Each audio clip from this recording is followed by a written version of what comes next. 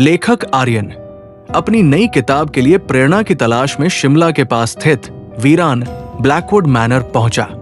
गांव के एक बुजुर्ग ने उसे चेताया था, उस हवेली में एक बच्ची की आत्मा है जो अपना अधूरा खेल पूरा करना चाहती है।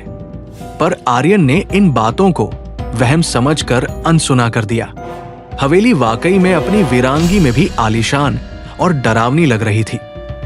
पहली रात जब आर्यन अपने कमरे में काम कर रहा था तो उसे ऊपरी मंजिल से कुछ अजीब आहटें सुनाई दी, जिन्हें उसने पुरानी इमारत का शोर समझ लिया।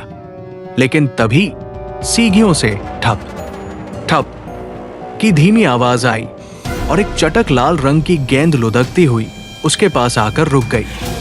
इस वीरान जगह पर यह गेंद देख आर्यन हैरान रह गया।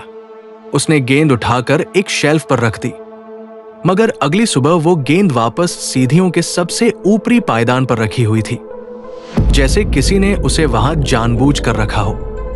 अब आर्यन का डर यकीन में बदल चुका था। उसने हवेली की तलाशी शुरू की और ऊपरी मंजिल के एक गलियारे में दीवार पर लगी एक पुरानी तस्वीर के पीछे उसे एक छिपा हुआ दरवाजा मिला।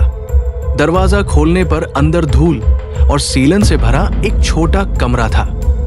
कमरे में रखी एक अलमारी के अंदर उसे एक पुरानी डायरी मिली। ये डायरी एलारा नाम की एक बच्ची की थी। डायरी में उसके गहरे अकेलेपन और अपनी लाल गेंद से उसके लगाव की कहानी थी। आगे के पन्नों में एक परछाई वाले आदमी का खौफनाक जिक्र था जो उसे डराता था। डायरी के कांपते हुए अक्षरों में लिखे आखिरी पन्ने पर लिखा था कि कैसे उस आदमी ने उसे उसी कमरे में भूखा प्यासा बंद कर दिया था और वो अपनी गेंद को याद करते करते रह गई। जैसे ही आर्यन ने डायरी पढ़कर बंद की, कमरे का भारी दरवाजा एक जोरदार धमाके के साथ बंद हो गया और बाहर से कुंडी लगने की आवाज आई। कमरे में अचानक बर्फीली ठंड भर गई। उसे अपने कान के पास एक ठंडी सिसकियों भरी फुसफुसाहट सुनाई दी। क्या तुम मेरे साथ खेलोगे? और फिर अंधेरे में कमरे के कोने से ठप ठप ठप की आवाज आने लगी।